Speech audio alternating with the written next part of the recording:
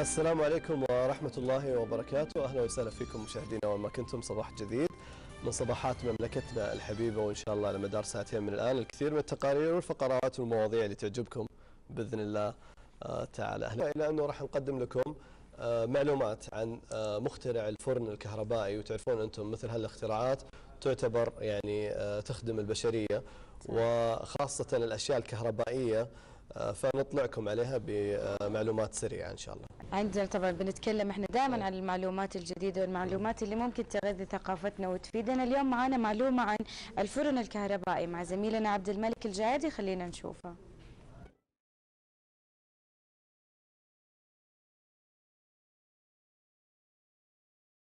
حياكم الله مشاهدينا الكرام في هذه الفقرة من برنامج صباح السعودية.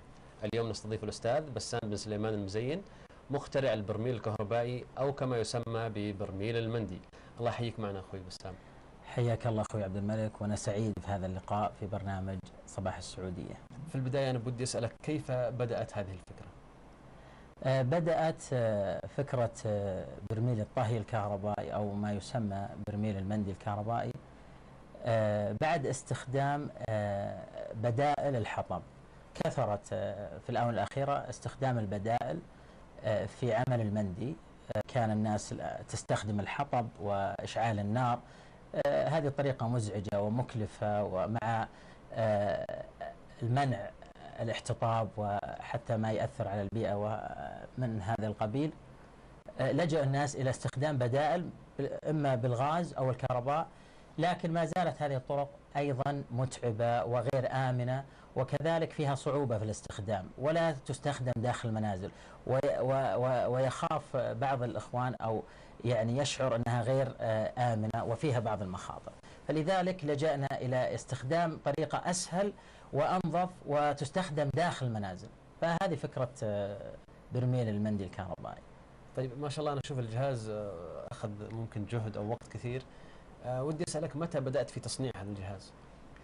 بدأنا في تصنيعه بعد يعني عمل أول نموذج محليا بشكل حتى بدائي، وتم اختباره ونجح نجاح باهر ولله الحمد بشهادة الإخوان المهتمين أو الذين لهم خبرة في مجال الطبخ. مباشرة عملنا التصاميم وتوجهنا إلى أحد المصانع المتخصصة خارج السعودية، مواصفات عالمية، لأن حبينا يكون الجهاز ينزل بشكل جميل أولا، وكذلك بشكل صحي، وبشكل يكون مواصفاته عالمية من ناحية السيفتي، من ناحية الأمان، من ناحية أن ما في خطورة في الاستخدام المنزلي.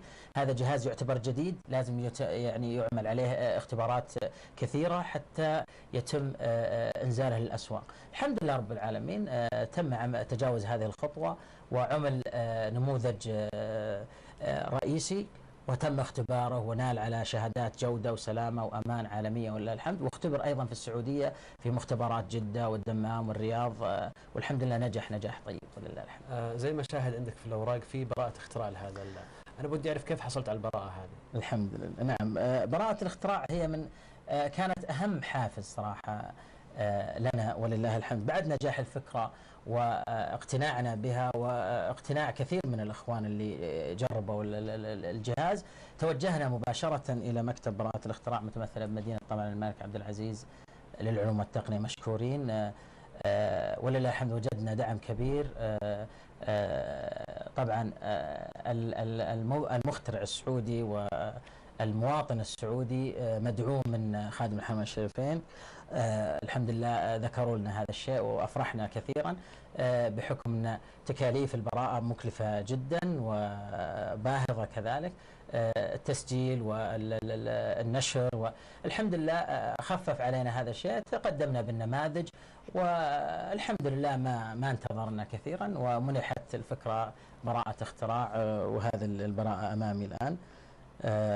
ممكن أقراها لكم. مدينة المملكة العربية السعودية، مدينة الملك عبد العزيز للعلوم والتقنية، إن رئيس مدينة الملك عبد العزيز للعلوم والتقنية، وبموجب أحكام نظام براءة الاختراع والتصميمات التخطيطات للدائرات المتكاملة والأصناف النباتية والنماذج الصناعية الصادر بالمرسوم الملكي الكريم رقم، واستنادا لأحكام اللائحة التنفيذية له الصادر بالقرار الإداري يقرر منح بسام سليمان المزين براءة اختراع بتاريخ طبعا 20/6/1434 موافق 30/4/2013 عن الاختراع المسمى برميل الطهي الكهربائي، ولمالك البراءة الحق في الانتفاع بكامل الحقوق التي يمنحها النظام في المملكة العربية السعودية.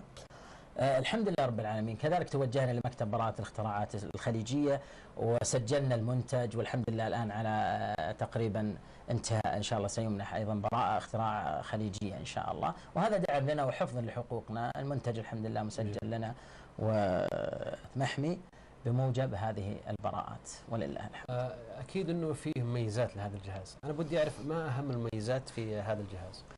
أهم مميزات جهازنا أنه يستخدم داخل المنازل. الحمد لله رب العالمين.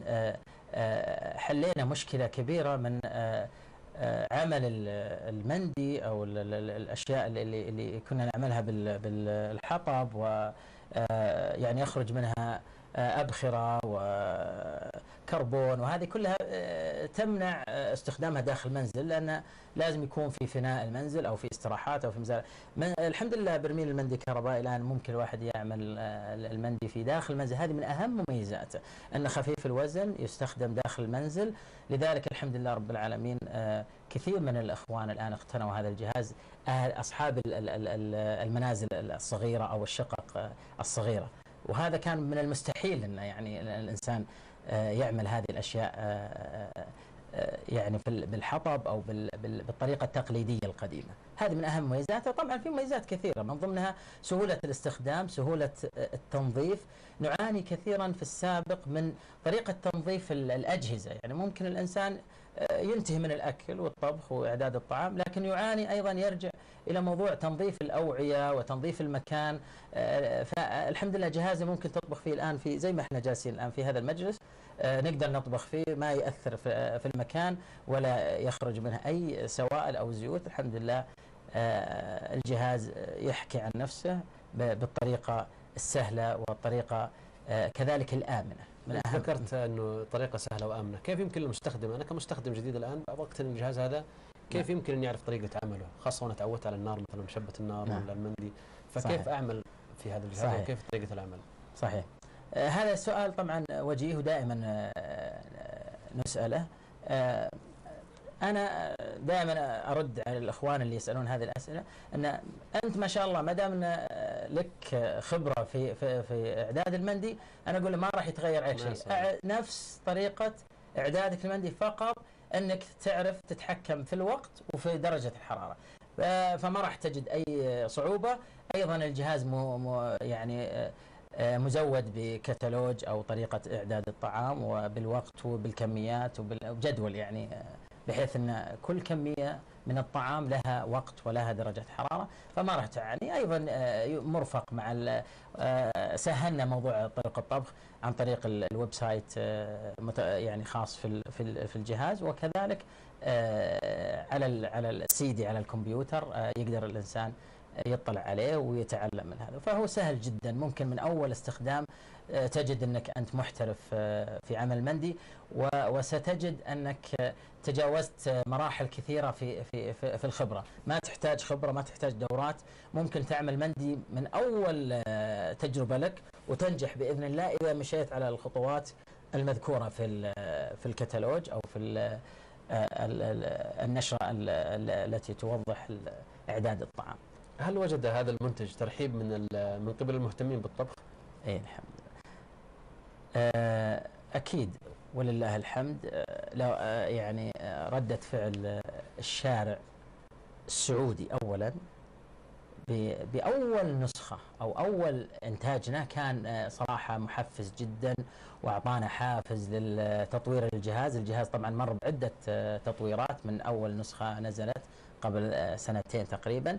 الشارع السعودي الحمد لله والمهتمين بالطبخ يعني أشادوا بالفكرة، وبأنها نقلة صراحة نوعية،